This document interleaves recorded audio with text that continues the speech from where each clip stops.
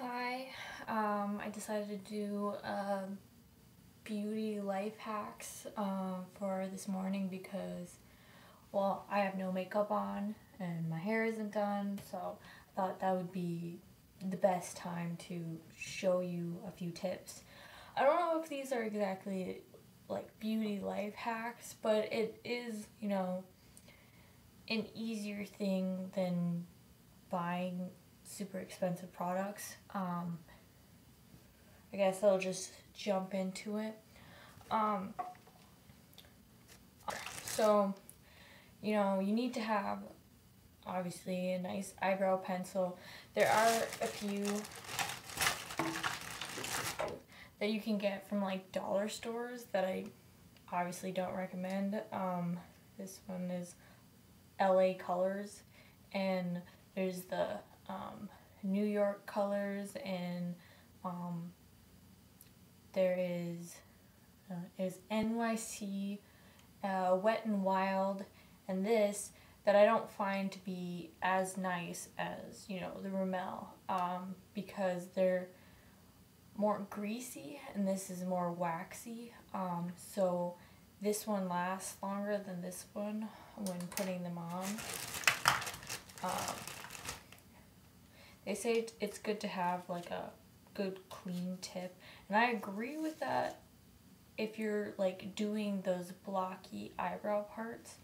But I like to have a much more natural look to mine, and so I just lightly do the bottom and the top, kind of like little teeny tiny brush strokes. I follow my natural eyebrows. I don't like make them any different than they are. I like a natural look, and I don't have thick eyebrows. I don't naturally have thick eyebrows. I don't even really pluck my eyebrows. So these are really like how small they are. And I don't go all the way to the end, and then I clean up any parts by just running around along the thing. If it's not totally coming off immediately just by like rubbing off the sides, you can use your fingernail and it easily comes off. And then what I do is I lick my finger and rub this like front part. So, no matter what, it's more of a fuzzy edge instead of a, blocky edge. And it just doesn't work with giving that really natural look when using one of these little brush things. Like it helps with the rest of it, making it look, natural and fluffy and not too dark, but it doesn't like totally get that with the beginning part.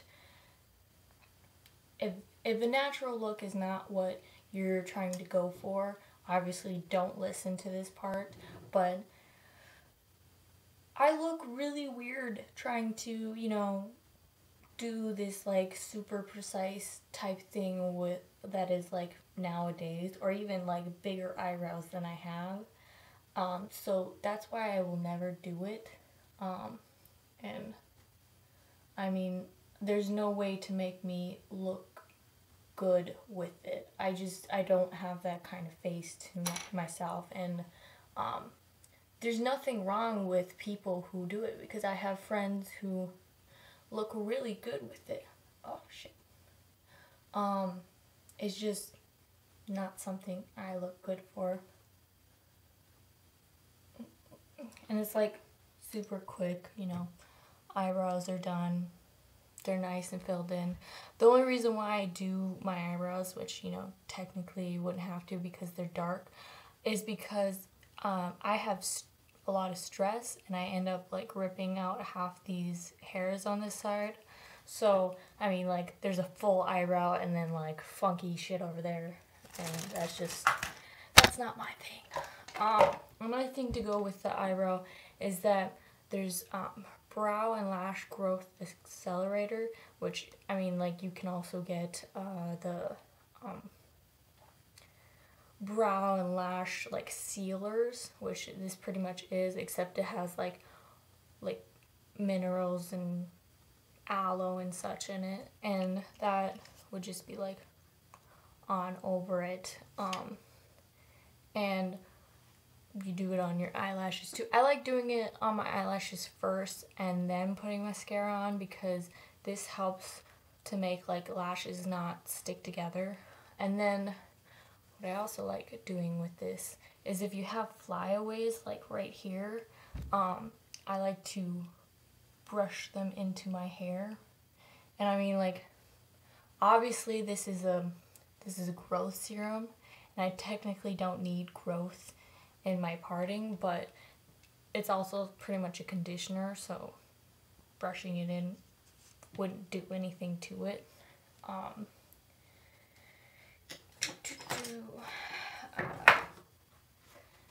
Getting into her, when your hair is dry and limp after, you know, going to bed and such, and you know, it's just really gross ends to it, I like to you know, grab a conditioner that I think smells really good, just because, you know, beginning start to the day, you want to smell really good, instead of that sleep-like smell to it.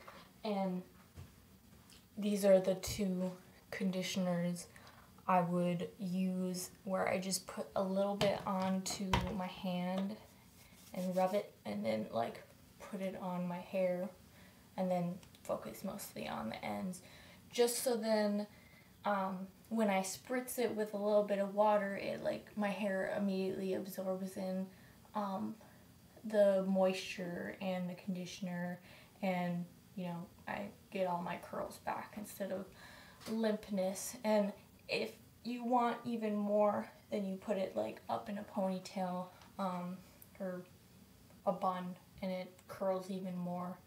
And these are super strong smells to them, so that's why I like using it to make my hair smell really amazing during the rest of the day, instead of like using body sprays and such. Plus these are really lightweight, so they like won't make your hair extremely greasy when you put them on, and so it can be used for any hair types, instead of like, you know, really heavy conditioners that, you know, maybe ethnic people might use. I mean, like, I definitely need more conditioner than those give me, but you know, I can keep applying it till it's enough for my hair. So, and then there's St. Ives Fresh Hydration Lotion. It's one of those sprays. It's more of a summertime thing, not really winter, but I like using it on my face during the winter because it's not greasy, unlike, you know, what is needed for the rest of my skin, because that gets really dry, and I can just spray it on my hands and pat it on my face, and then I'm good to go for the rest of the day. Now we can move on to makeup stuff. If you're having acne, there is the e.l.f. Zit Zapper. I just got this, but I had gotten it for my little cousin, and it seems to have worked on her. And I don't have that much acne, but you know, anything will help still, if just even like the little stuff that I don't really want to have on my face. And this, it has just a little roller ball on it, and then you just rub it on the little greasy spots or any issues. And it says to, you know, do it 2 to 3 times a day, but I feel like, you know, just do it when, you know, your face starts getting greasy again, because that is pretty much just for when it gets greasy. Don't do it just because it tells you to do it. And then I've gotten a few different like actual makeup items from different companies. I got 2 from Almay and 2 from e.l.f. They have the powders for acne. I have one in light beige and one in honey. The honey one is darker than the light beige, and why I like to do is one that's my actual face color and one that's like a little bit darker that would match my skin color, because my face is so much brighter than the rest of my body because of anemia and vitamin D deficiency. So if you have that issue, that's what I would kind of go with, because with e.l.f. And powders is that you can, you don't have to put it all over your face. You can just put it in the spots that look like they're not the same color and just like blend it in. I have a friend who's having issues with dark circles on her eyes, and I told her, you can just use a powder that is your color and put it under your eyes, around your eyes, on your cheekbone, and you will get, rid of those dark circles that are there. Or, you can do somewhat of a more natural way of, tinted moisturizers. You don't have to do makeup to get rid of that. Even there's serums that get rid of those dark circles and wrinkles underneath the eye or puffiness, and that is a lot healthier way than putting makeup over it. There's also Almay one and Almay Complex Concealer. I don't really like using the Almay's ones as much just because they're so much heavier than e.l.f.'s. I like their colors better, but it's just they're super heavy on my skin that it's really hard to blend it. But these are the clear complexion stuff where it helps with acne. These are also like one of the lines of the clear complexion. And they have celiac acid in it. It's just that you don't want to do them too much. And they're really like for more of oily skin than of dry skin, because it starts being a little flaky, and that's not cool. Okay, quick way to do the points at the end of the eye, the little cat eye things, without they being ridiculously long. I mean, that is a style now too, but to get the perfect cat eye and not take forever doing it, it's this way.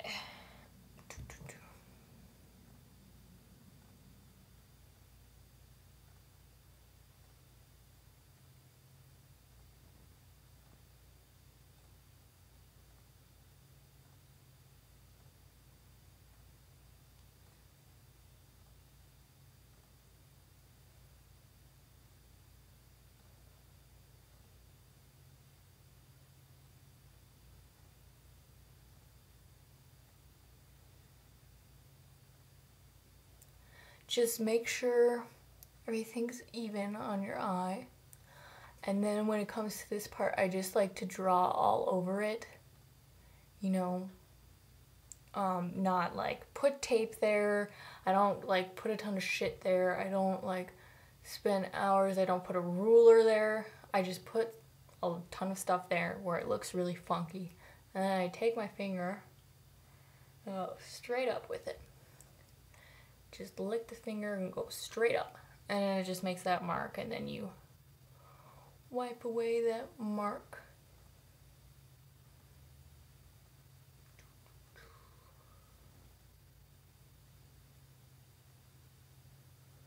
There you have the perfect cat eye, which, I mean, like, if you go a little bit lower with your finger, you can have a bigger one. You don't have to wipe away that much from it. I just like a teeny tiny one, and that's really the easiest part of like doing cat eyes to just do it like that. And you can do it with pencil, you can do it with teeny tiny little liners. This one is a felt tip one, which is why it's so easy for me to draw on the rest of it without having to, you know, go back in, because I don't like the brushes ones, because I don't have a very steady hand, and it just gets everywhere and it takes longer to set in. And this one, like, it won't get all over the top of my lid when it's setting in. And that really has helped a lot of the people I know get into doing the top liner instead of the bottom liner.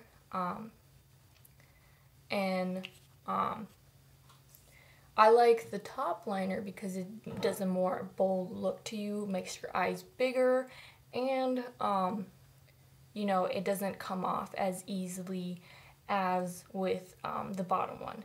Also, liquid liners are better than doing the pencil ones with the top one, just because pencil ones are made out of kind of a grease, and they end up being like on top of here after a couple hours. Where even when I tried like putting eyeshadow up there, so then it was like more dry and not oily, it always ended up here after the end of the day, and it's just like I don't want to have to deal with wiping that off. And I don't have that issue with doing liquid liner, which is Rimmel Exaggerate eyeliner, and I haven't found any other ones that I've liked except for this one. I even tried their waterproof one, and that one just wasn't cool. I ended up giving it away immediately. With that, and with mascara that isn't waterproof ones, when you're getting low on it and it's getting dry and stuff, you can just put teeny amount of water in it and mix it up, and you can still continue using it. It's just eventually, after like 8 or 9 times doing that, you're gonna have to get a new one. But I mean, like, that's an easy way to not have to throw it away once it gets dry. Okay, with eyeshadow, I mean, you could do this with a little fuzzy tip too, one of those really cheap brushes you get in kits. But there is also, you know, weird diagonal brushes like these ones. But shadow lasts longer than eyeliner, especially on the waterline. But it's kind of a bitch to do it with these brushes. But you can just put it on your lower lashes. Not on the waterline itself, just on the lower lashes.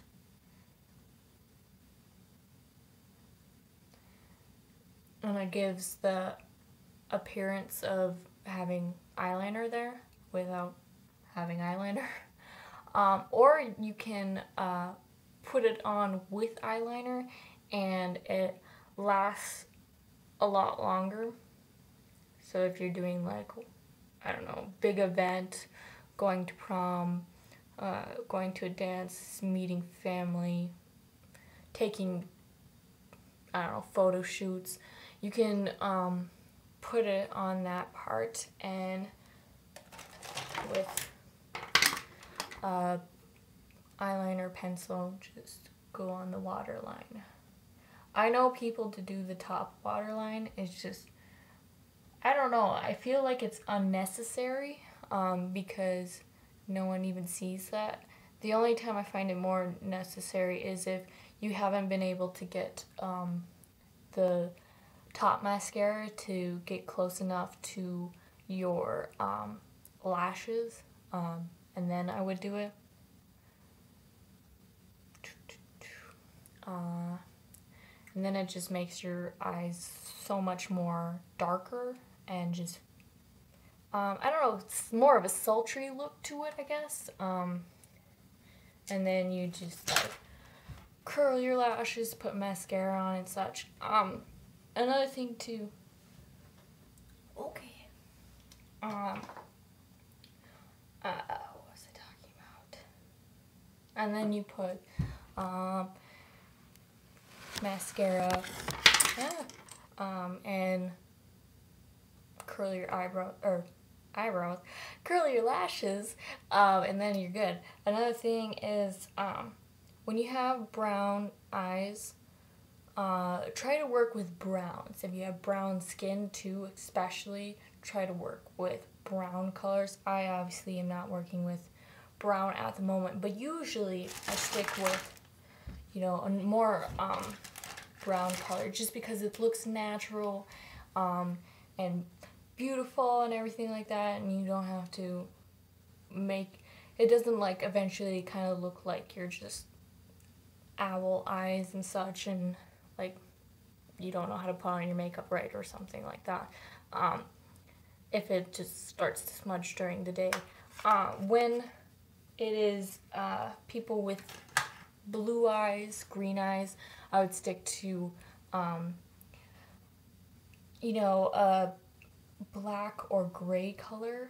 I'm not really a fan of going, you know, blue and green, especially with shadows, just because it kind of, at least with green, it kind of just like makes your skin look like you're sick, kind of. I mean, you can still do it, but it doesn't look as nice as like sticking with darker colors to make your eyes really pop out. And I really don't like that, you know, so many companies are trying to push wearing brown with blue eyes. Unless you are brown skinned, I don't think brown should go with blue eyes, or that blue should go with brown eyes. I feel like sometimes it's just crossing the border into like drag queens, which, you know, there's nothing wrong with drag queens. It's just, you know, their makeup is a little out there, and if you're trying to go with a more natural kind of sultry look, you stick with your certain colors. Blue can go with pinks, you know, light blues, more pastel colors.